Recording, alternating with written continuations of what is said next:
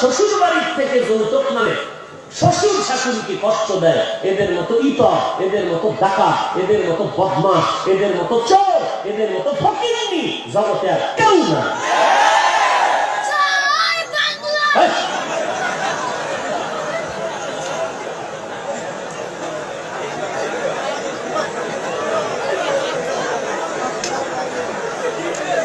আল্লাহ পাগল কইতে নাই।